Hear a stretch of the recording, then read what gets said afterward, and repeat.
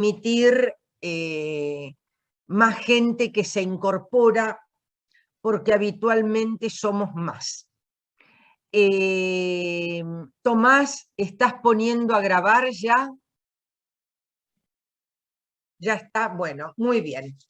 Lo primero que quiero decir es que no va a haber segundo parcial de filosofía antigua, porque en realidad, debería estar de licencia, porque tengo un problema en las cervicales y una inflamación en un nervio que va de las cervicales al cráneo, que es el nervio occipital. Estoy con mucho dolor, por lo tanto tengo prohibido permanecer tanto tiempo corrigiendo parciales desde la máquina. Por lo tanto, no va a haber segundo parcial. Ya lo he avisado y lo pueden haber visto en el aula virtual. El segundo elemento que quería decir es que los trabajos prácticos son tan importantes como los teóricos. Ustedes aprueban la materia para poder rendir el final, obtienen la regularidad tanto con la presencia en los teóricos, tanto con la resolución del primer parcial, como con la totalidad de los trabajos prácticos que se les pidan. Creo que hay personas que han rendido su examen parcial, pero no han llevado a cabo los trabajos prácticos. Los trabajos prácticos tienen el mismo valor que el teórico, a punto tal de que en el examen final, que lo tomo yo, se pide todo lo que se vio en el teórico y todo lo que se vio en los trabajos prácticos. ¿Está claro? No son optativos de ninguna manera, no es electivo hacer los trabajos prácticos, es obligatorio. Y los temas, insisto, que se ven en los prácticos son tomados idénticamente que los que se ven en los teóricos. Bien, eso era lo que quería decirles. Vamos a empezar con Platón hoy, y vamos a tener entonces una clase semejante a la que tuvimos en Introducción a la Filosofía, para ver el primer Platón, para ver las primeras consideraciones de Platón, para homologar el grupo, porque algunos han sido alumnos de la doctora Violante. Entonces necesito que todos tengan más o menos el mismo discurso y los mismos contenidos. Me esperan un minutito solamente.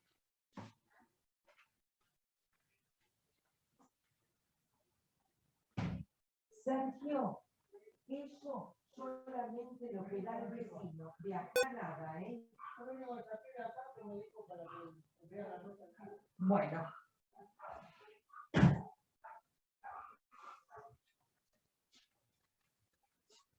Bien, vamos a comenzar entonces con pensar 4 intereses de Platón, un Platón que nace en el 429 o 427 antes de Cristo.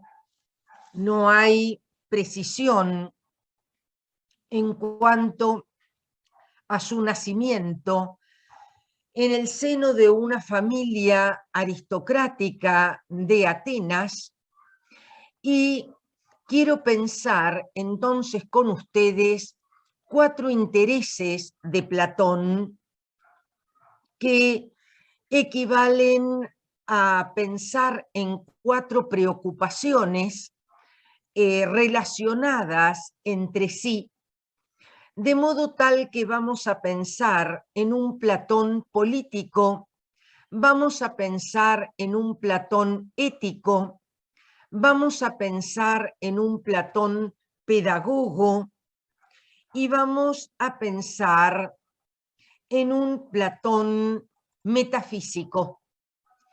Voy entonces a jugar, como jugué en introducción, con la primera parte de las palabras, porque son palabras griegas y me permiten abrir el juego de lo que quiero hacer. Empezamos entonces por pensar, utilizo el chat como un pizarrón, por un Platón político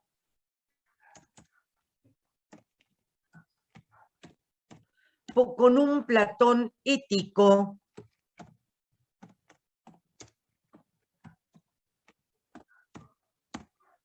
por un Platón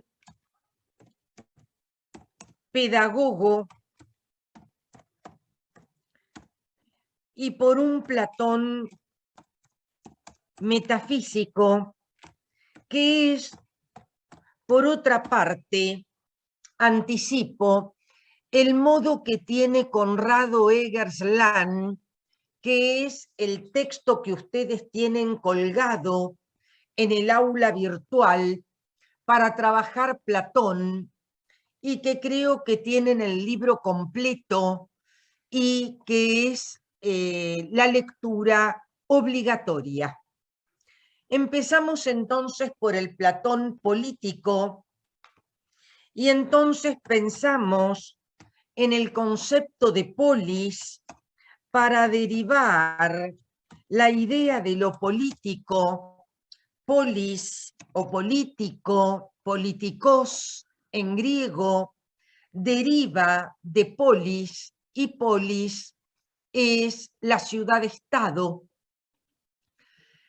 La preocupación de Platón, la preocupación política de Platón, consiste precisamente en la administración de la polis, en la administración de lo que constituye el asunto público, y el asunto público es precisamente la polis, porque la polis es lo común, el asunto común, el asunto de todos.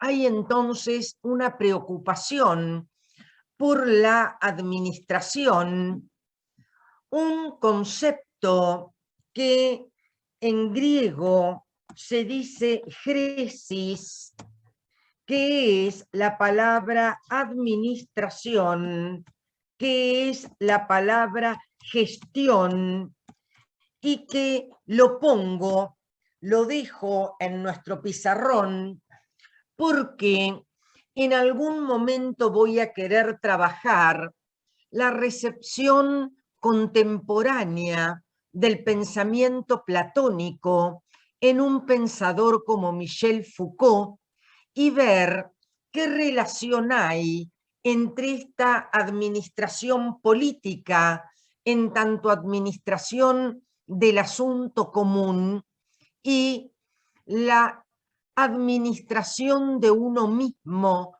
como sujeto del deseo. Llegado el momento, voy a analizar la relación entre el uso de los placeres o la gestión de los placeres o la administración de los placeres en el sujeto del deseo y la administración de la polis. Aunando en última instancia la díada sexualidad y política. Ya llegará eso más adelante. Entonces, el primer platón será ver quién es el administrador de la polis a partir de un diagnóstico político o de un diagnóstico de la situación en la que se halla la polis, que es de disolución, de fractura, de resquebrajamiento de la polis. Ya vamos a ver por qué motivo cuando analicemos la carta séptima.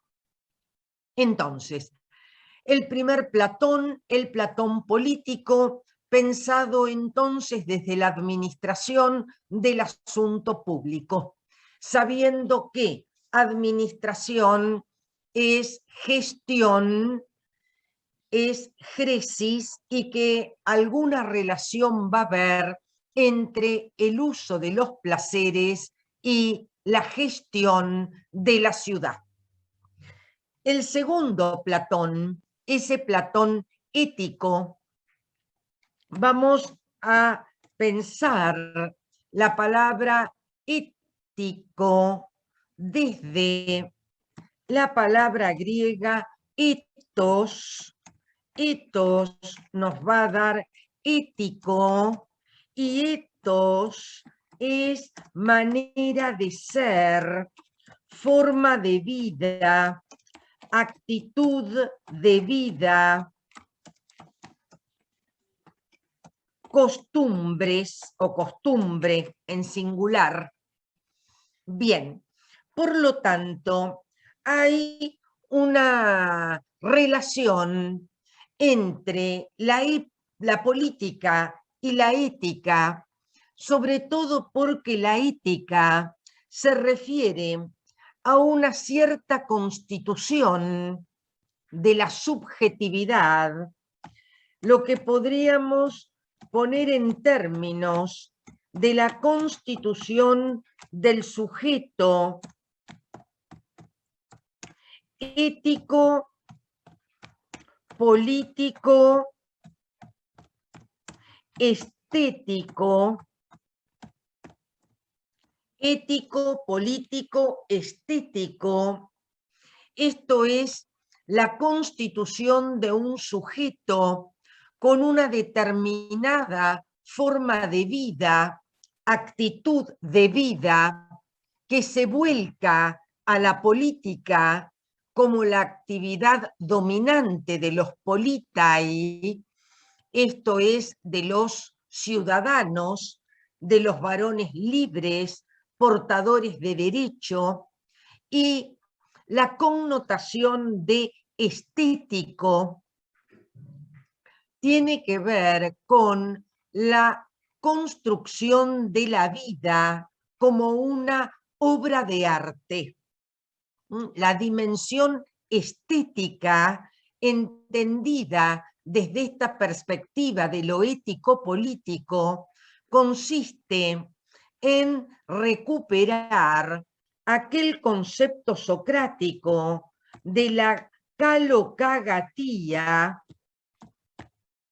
consiste en recuperar, ahí lo tienen escrito, consiste en recuperar la vida socrática, la vida que ha aunado el concepto de filosofía y de bios. Bios es vida en griego, vale decir una vida vivida filosóficamente, una vida vivida según lo bello, ahí está Kalos, y lo bueno, ahí está Agatos, y la expresión kalokagatía alude precisamente al concepto de lo noble, una vida vivida en conformidad a la nobleza, no en un sentido aristocrático político como un segmento de la sociedad, sino una vida regida por los principios de lo bello y de lo bueno. En ese sentido, hablamos de un sujeto estético. Hablamos de un sujeto estético o de un sujeto ético, político, estético, cuando hablamos de un trabajo del sujeto sobre sí mismo, una tarea del sujeto sobre sí mismo para convertirse en ese tipo de sujeto ético que es, en última instancia, un sujeto responsable de sus actos. Bien, entonces tenemos lo ético, tenemos lo político por el momento, y vamos a ver ahora ese Platón pedagogo, siempre trabajando a partir de la palabra griega.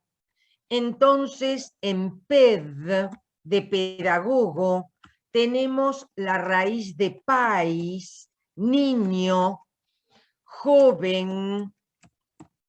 Tenemos en el verbo hago, pedagogo, agogo. En hago, el verbo conducir. Allí está la tarea de conducción de los jóvenes. El Platón pedagogo tiene que ver entonces con el diagrama de un proyecto político educativo que aparecerá diseñado, porque se trata de eso, de un diseño o de una currícula educativa que aparece fundamentalmente en República, donde el proyecto es una formación de los jóvenes, la instrucción de los jóvenes, la educación de los jóvenes, inscrita en el marco de la paideia, y hay que entender por paideia una empresa moral, hay que entenderlo en esta línea, en la empresa moral. Estoy en el chat usándolo como un pizarrón.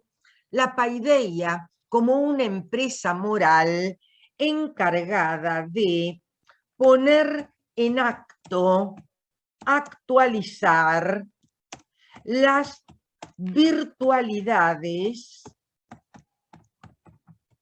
de los jóvenes, lo bueno que hay en los jóvenes desde muy corta edad.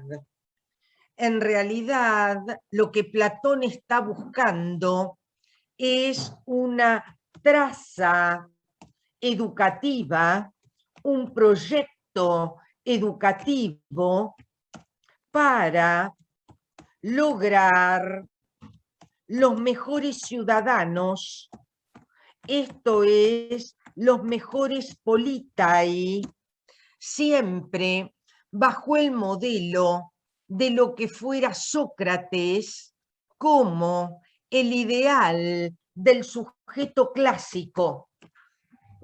Sócrates representa para Platón el ideal del sujeto clásico, lo que debe ser un sujeto, sobre todo a partir del desvelo socrático por la búsqueda de la verdad, de un tipo de verdad universal que distingue a Sócrates de el posicionamiento filosófico de los sofistas. Allí tenemos entonces el primer hito, el primer tópico de un Platón pedagogo, que lo situamos precisamente en relación a la paideia, y acabamos de explicar lo que significa la paideia. En segundo lugar, tenemos siempre en el marco del Platón pedagogo, tenemos que pensar en la estructura del diálogo, en la estructura del diálogo como la forma que elige Platón para su obra. Entonces, no debemos entender una elección aleatoria de este modo de escritura, sino que debemos entender el diálogo como una elección adrede de Platón, porque el diálogo permite precisamente que el discípulo logre de sí alcanzar la verdad en una relación maestro-discípulo, y nosotros hemos hablado ya de esta relación maestro-discípulo. La hemos visto a propósito de las musas y Hesíodo, la pueden haber visto a partir de la diosa que recibe a Parménides en su viaje iniciático.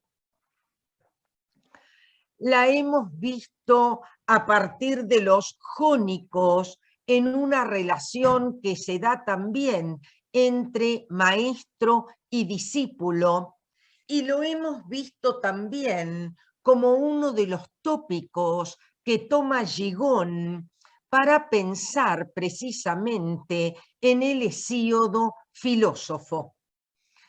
Este juego de la transmisión entre un maestro y un discípulo en Platón, más que el juego de la transmisión, es el juego dialógico o dialéctico a partir del cual las preguntas y las respuestas propias del diálogo, la conducción del maestro va haciendo que el discípulo encuentre en su interior la verdad. Esto pueden haberlo visto o bien en los teóricos, en los prácticos, perdón, que ya pasaron por Platón, o bien en Introducción a la Filosofía, cuando vieron la apología de Sócrates. Entonces pensar esta forma de parir la verdad que suele asociarse anecdóticamente con la actividad de la madre de Sócrates, que era Cecilia, precisamente... perdón, ¿Sí? ¿estamos hablando de la mayéutica, más o menos? Exactamente. ¿Por Estamos qué? hablando Oye, de ¿por la... qué la profesora a mí me tachó, me anuló eso, me dio otro nombre? Que eso lo puso no sé quién, Aristóteles me dijo. Yo Bueno, lo tengo, no no sé podía quién lo hablar habrá porque puesto. me lo negó totalmente la mayéutica. En el diálogo Bueno, socrático, no sé cómo habrá estado el diálogo entre ustedes, sí, cómo bastante te mal. habrás expresado, qué habrá entendido, pero efectivamente la mayéutica Bien, bien. implica ese Claro. trabajo socrático, ese juego Hay ironía, socrático refutación, de diálogo y todo. de preguntas y Claro. respuestas Bueno, ella me para lo negó.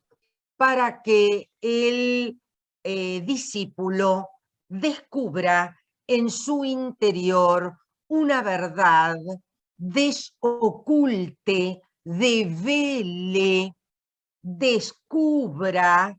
Vuelven nuevamente aquellos conceptos de aletheia, descubra desde sí,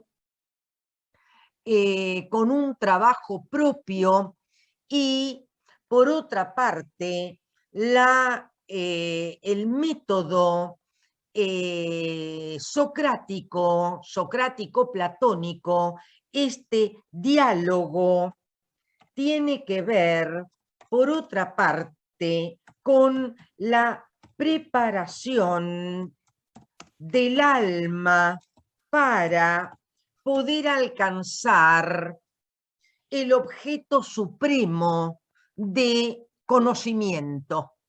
El juego de preguntas y de respuestas, el trabajo socrático en ese sentido, lo que permite es una cierta preparación, una cierta no, la preparación del alma para ascender lentamente hasta alcanzar el objeto de mayor dignidad en el orden del conocimiento. Es una Y me lo preparación... corrigió, Cecilia, me lo corrigió con esta palabra, no mayéutica, lenjos, me dijo. Yo no Ajá, sé bueno, a quién darle a entender, a quién creerle. Yo creo en usted, usted habla de mayéutica, listo, perfecto. vamos entonces a, más allá de las palabras, entender que se trata precisamente de la preparación del alma, yo creo que estamos diciendo lo mismo, de la preparación dialéctica del alma para alcanzar el objeto supremo de estudio. El último tópico, entonces, para siempre dentro del Platón político, del Platón pedagogo, perdón, que es al que me estoy refiriendo, tiene que ver con la utilización de las alegorías. Ustedes deben haber visto alguna alegoría, probablemente la de la línea, o quizás todas. Yo voy a tomar la del sol y la de la La caverna, cara, y llegado la el Biblia. momento, para reforzarlas o para que tengan no otra versión, porque no dudo de las versiones de mis colegas, pero para revisarla nuevamente. Las alegorías representan también instrumentos pedagógicos de Platón, instrumentos didácticos inventados por Platón, las alegorías constituyen herramientas ad hoc inventadas por Platón precisamente para lograr el conocimiento de los objetos más preciados, de los objetos más difíciles de alcanzar, que son, por otra parte, los objetos a los que debe llegar el filósofo para gobernar la ciudad. Por lo tanto, hay una relación directa entre estas alegorías y el Platón político. Bien, nos falta un minuto, por lo tanto salimos y volvemos a entrar y voy a explicar la carta séptima. ¿Alguien quiere hacer una pregunta en este minuto? Sí, yo, profe. Te quería preguntar si ¿cómo se dice? La alegoría es un concepto que crea Platón o había alegorías antes de Platón. No, estas tres alegorías son alegorías que crea Platón. Salgo y volvemos a entrar.